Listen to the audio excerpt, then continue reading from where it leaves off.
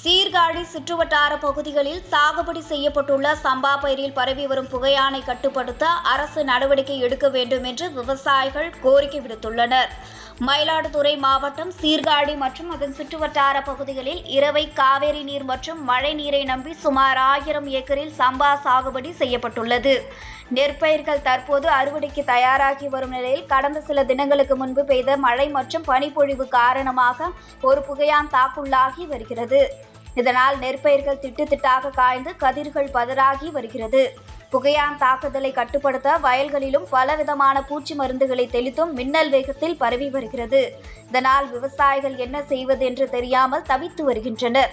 குறிப்பாக வைத்தீஸ்வரன் கோவில் பகுதியை சுற்றியுள்ள மருத்துவர், கீழவெளி, விளக்காடு, மருதங்குடி, காந்தி நகர், அட்டக்குளம், எடக்குடி, வடபாதி உள்ளிட்ட பல்வேறு பகுதிகளில் சுமார் 1000 ஏக்கர் சம்பா நெற்பயிர்கள் கடுமையாக பாதிக்கப்பட்டு வருகிறது.